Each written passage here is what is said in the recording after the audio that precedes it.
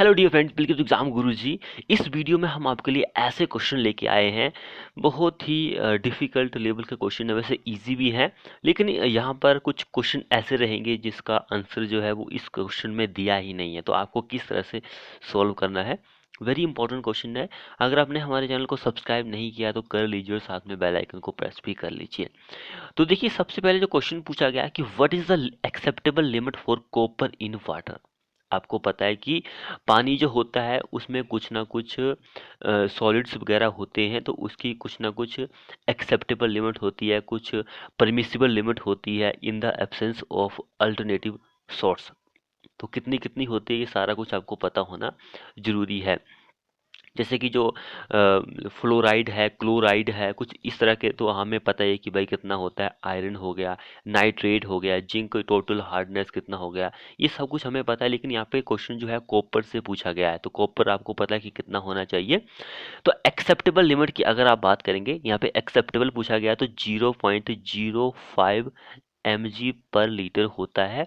अगर permissible limit की बात करें in the absence of alternate source, उसकी बात करेंगे तो 1.5 mg पर लीटर होता है। तो हमसे क्या पूछा गया है, एक्सेप्टेबल लिमिट के बारे में पूछा गया। एक्सेप्टेबल लिमिट आंसर ये होगा। तो देखते हैं हम यहाँ पे दिया गया है कि नहीं दिया गया है। तो देखिए, 4 ऑप्शन दिए गए हैं यहाँ पर। तो अब हमें क्या करना चाहिए ऐसे क्वेश्चन की सूरत में। हमारा आंसर तो हमें पता है कि एक्सेप्टेबल लिमिट ये होती है 0.05 mg पर लीटर। तो हमारा नियर बाय ऑप्शन ये बन रहा है। ये देखिए, वैसे होगा तो नहीं आंसर, लेकिन ये तो मैंने ही ऑप्शन बनाया है कुछ इस तरह के, तो कंफ्यूज नहीं होना है।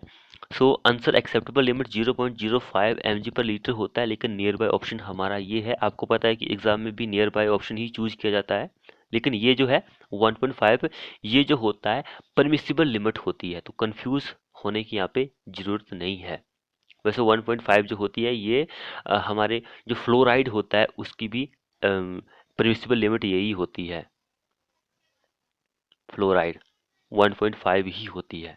तो दोनों सेम सेम है, कंफ्यूज नहीं होना है।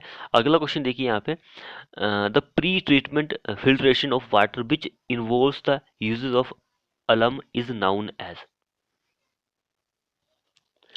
सो जो pre treatment filtration of water जिसमें क्या इन्वॉल्व होता है, आप अलम का यूज करते हैं, उसको आप कोगुलेशन बोलते हैं। कोगुलेशन बोलते हैं। अलम जो होता है या फिर एल्यूमिनियम सल्फेट, ये जो होते हैं मोस्ट कॉमनली कोगुलेंट, आप वाटर ट्रीटमेंट में इसको यूज करते हैं। अलम is also effective in killing pathogenic जो प्रेजेंट होते हैं वाटर में, उसके लिए भी आप अलम यूज कर सकते हैं। पैथोजेनिक बैक्टीरिया जो होते हैं उनको मारने के लिए अलम का आप यूज करेंगे। अगला क्वेश्चन देखिए, the design of sedimentation basin totally depends upon the. Design of sedimentation basin totally depends upon the, किस पर टोटली डिपेंड करती है। 4 ऑप्शन यहाँ पे दिए गए हैं, किस पर डिपेंड करती है। तो वो सेटलिंग वेलोसिटी जो होती है उस पर डिपेंड करती है। टोटली सेटलिंग वेलोसिटी पर डिपेंड करती है। अगला क्वेश्चन देखिए, what is the name of solution which use to measure the amount of albuminium nitrate present in the sewage.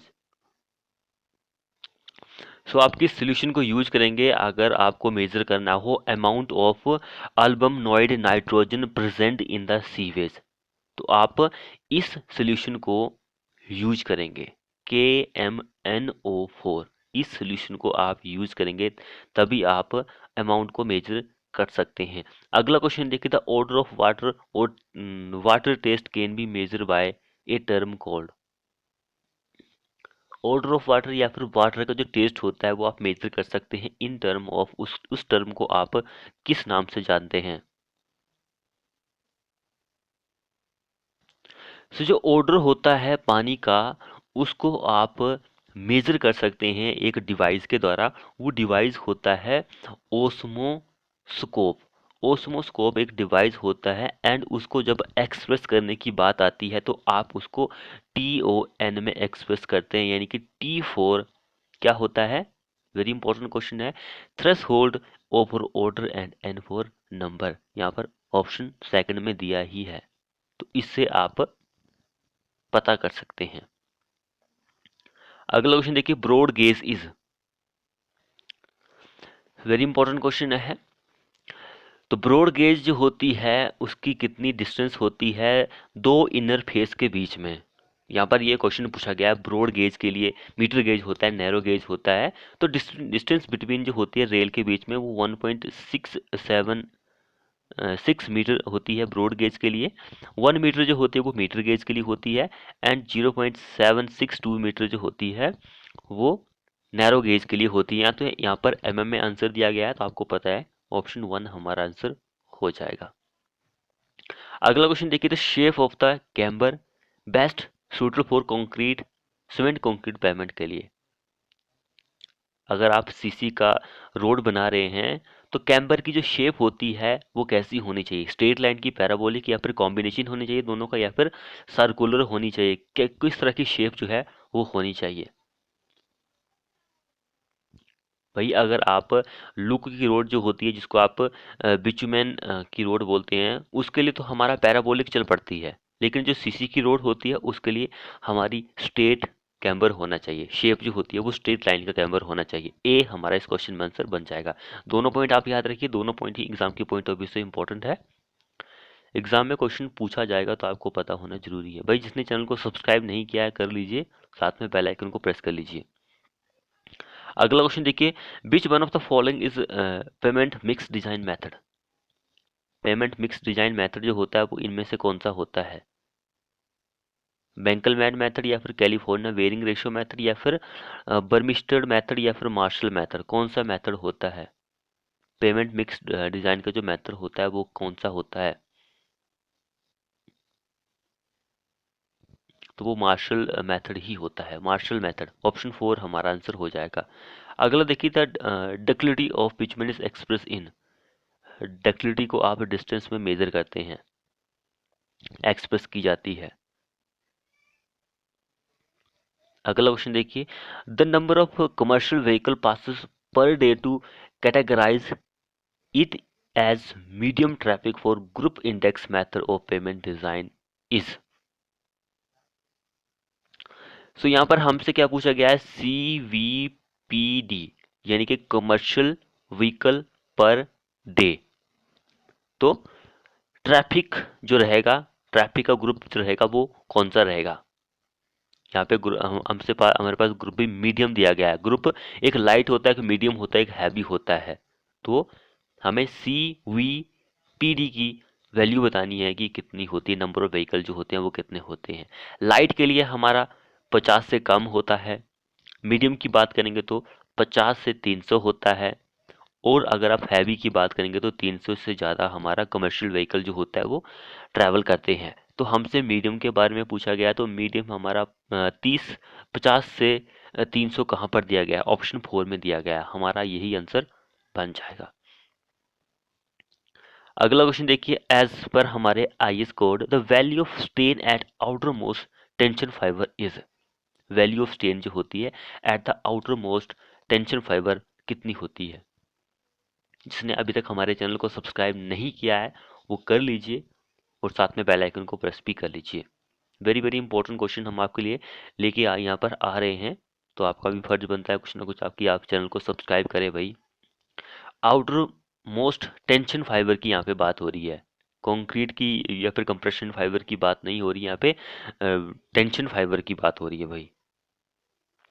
जब भी आप कंक्रीट की बात करेंगे, इनके कंप्रेशन की बात करेंगे, maximum strain in concrete at the outer most compression fibre is taken as, वो हम कितना लेते हैं 0.2035 इन बेंडिंग, हम इतना लेते हैं। जो स्ट्रेन होता है कंप्रेशन फाइबर आउटर मोस्ट में के लिए हम इतना लेते हैं, लेकिन टेंशन फाइबर की जब बात आती है तो हमारा आंसर ये होता है 0.202 प्लस FY/1.15 ES, ये हमारे पास आंसर होगा। दोनों पॉइंट को आप याद रखिए, दोनों पॉइंट एग्जाम के पॉइंट ऑफ व्यू से ज़्यादा इंपॉर्टेंट है। अगला क्वेश्चन हम यहाँ पे देखिए, which one of the following represent minimum requirement of reinforcement in a RC slab for deform bar के लिए।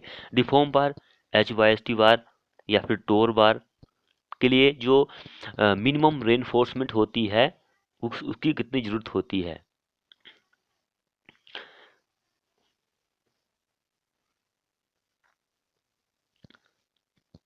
अगर माइल स्टील की बात करेंगे तो माइल स्टील जो होता है उसके लिए पॉइंट 15 होता है।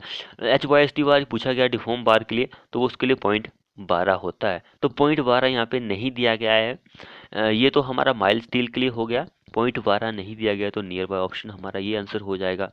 वैसे होता ये है, पॉइंट 12 होता है, 0.12% होता है। अगला क्वेश्चन देखिए, the percentage increase in design bond stress in limit state for deform bar in tension confirm to हमारे इस आयु, इनके ये डिफॉर्म बार जो होती है ये 1786 आईएस कोड में आती है with respect to plain bar in tension is. भाई माइल स्टील जो होती है उसमें 60% बॉन्ड स्ट्रेस कम होता है।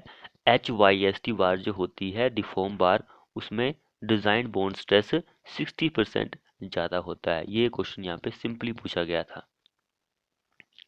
अगला क्वेश्चन देखिए, a T beam behave as rectangular beam of width equal to its flange if its neutral axis remain with in the flange. Option third हमारा इस क्वेश्चन में आंसर हो जाएगा। अगला और लास्ट क्वेश्चन है हमारे इस वीडियो का, if diameter of reinforcement bar is d, diameter कितना है रेनफोर्समेंट बार का, डी है, the anchorage value of the hook along with बिलवी, एनकोरेज वैल्यू जो होती है वो 16D होती है, 16D होती है। तो फ्रेंड्स ये थे हमारे मोस्ट एक्सपेक्टेड क्वेश्चन। आपको हमारी वीडियो कैसी लगी, वीडियो को अपने दोस्तों के साथ शेयर करें। अगर आपने हमारे चैनल को अभी तक सब्सक्राइब नहीं किया कर लीजिए और साथ में बेल आइकन को प्रेस कर लीजिए। मिलते हैं ऐसी ही नेक्स्ट वीडियो के साथ।